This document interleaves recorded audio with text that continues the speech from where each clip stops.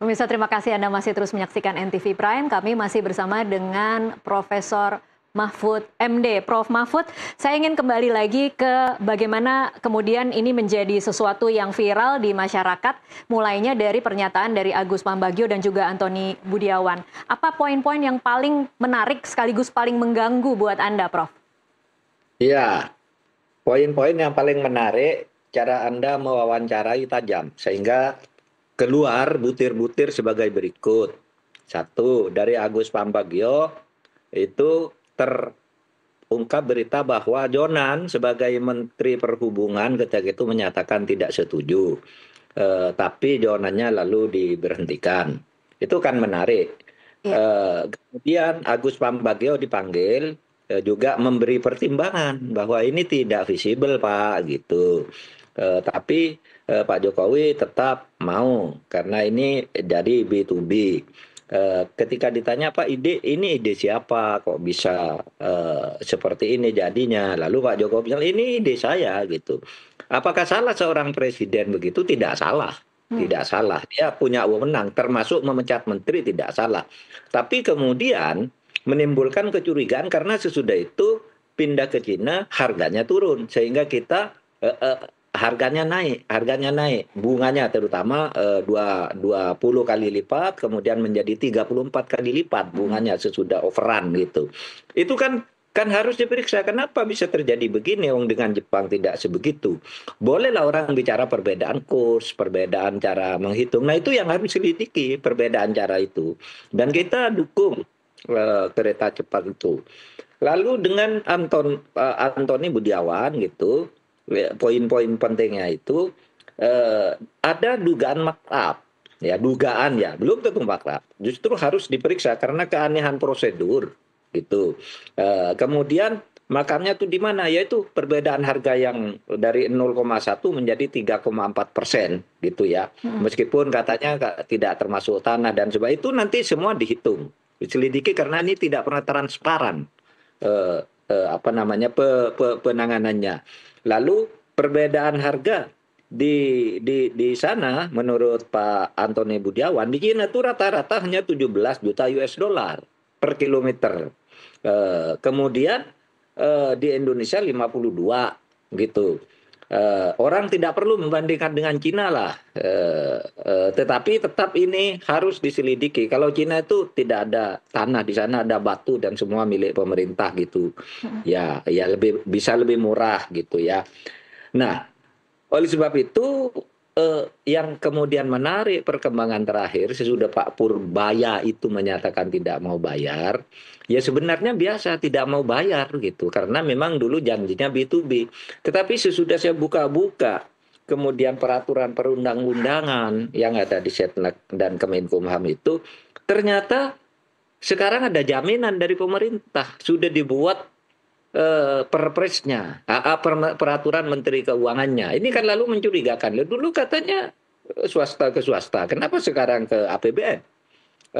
Itu juga menjadi perhatian untuk diselidiki. Kita tidak boleh mengklaim bahwa itu korupsi. Periksa dulu, ya, periksa dulu. Semua ini, poin-poin ini menjadi penting dan itu tugas KPK. Meskipun sebenarnya bukan hanya tugas KPK sih. Kalau misalnya Kejaksaan Agung merasa KPK ini tidak sungguh-sungguh, dia bisa ambil kok. Karena belum ada langkah resmi dari KPK, hanya klaim aja sudah mulai menyelidiki, gitu kan? Iya. Boleh Kejaksaan Agung mengambil ini, melangkah lebih dulu dalam keadaan seperti ini. Agar jelas dan agar tidak terjadi lagi cara-cara sepihak yang seperti ini. Oke. Itu aja, Tasya. Baik, Prof. Mahfud, saya ingin kembali lagi ke pernyataan pertama tadi. Anda mengatakan bahwa kalau kemudian kita sama-sama memahami presiden itu tahu bahwa ada potensi rugi, tetapi kemudian presiden tetap memilih itu, di titik itu sebenarnya tidak ada unsur pidananya ya, Prof. Mahfud? Tidak ada unsur pidananya kalau soal perbedaan harga itu. Bahwa rugi dan sebagainya sudah dihitung dan sebelumnya. Yang perlu kita selidiki kenapa itu terjadi. Kan itu yang saya katakan, kenapa harus memecat orang yang tidak setuju meskipun memecat itu hak prerogatif. Kan begitu, kan lalu menimbulkan kecurigaan apalagi sekarang Purbaya tiba-tiba mengatakan tidak mau bayar. gitu kan? Iya. Kalau Itu kan yang memicu persoalan. Oke, kalau soal ada peraturan Menteri Keuangan yang tadi Anda katakan kemudian memberikan jaminan, apakah sebuah kebijakan kemudian juga bisa dipidana, Prof. Mahfud? Enggak, kebijakan enggak bisa dipidana, tetapi ini harus dilihat kaitannya, ya. Kebijakan yang betul-betul kebijakan enggak bisa dipidana. Kalau kemudian ini kok tiba-tiba ada pemberian jaminan, mekanisme pemberian jaminan atas proyek-proyek kereta api oleh pemerintah sesudah kira-kira diserang sana sini bahwa ini rugi setiap tahun 2 triliun, pemasukannya maksimal 1,5 triliun, lalu mungkin akan gagal bayar, lalu dibuat peraturan itu. Nah, itu perlu diselidiki. Iya. Di mana salahnya? Katanya dulu B2B, kok sekarang menjadi G2B, government to business. Kinanya bisnis, kitanya yang menjaminkan misalnya government gitu. Nah, itu harus diteliti agar ketata pemerintahan kita itu baik. Kalau ada korupsinya ya kita tindak sesuai hukum yang berlaku. Oke. Gitu. Baik, Prof. Mahfud kemarin juga dalam pernyataannya Agus Pambagio sempat memberikan ilustrasi bagaimana kalau Sri Lanka kemudian gagal bayar, kemudian di akhirnya kehilangan satu pelabuhan. Menurut Prof. Mahfud, apakah itu mungkin terjadi di Indonesia? Ya, itu yang menyampaikan orang lagi-lagi menuding saya, Pak Mahfud tuh kok terlalu jauh bicara Sri Lanka dan Natuna. Itu kan yang bilang Agus Pambagio di TV Anda kan. Iya. Lalu saya kutip. Dan itu memang sesudah saya baca-baca, memang ada satu penelitian terhadap dokumen-dokumen kontrak Cina yang dilakukan oleh The People's Map .net, The People's .net di Jerman, ya, Deutsche Welle namanya, lembaga penelitiannya itu menyebut di dalam kontrak Cina itu dari 142 kontrak sering ada perintah, sering ada klausul bahwa semua ini rahasia dan negara peminjam harus menjaminkan sesuatu yang hanya disimpan oleh pihak Cina. Nah, jangan-jangan itu yang terjadi gitu. Tapi saya hanya menyampaikan aja hasil studi terhadap 142 kontrak Cina terhadap 24 negara yang diancam dengan itu, bahwa kalau Anda mau dengan saya nanti, kalau gini loh isinya, kalau nanti negara Anda mengubah kebijakan hukum maka Anda dianggap wan prestasi.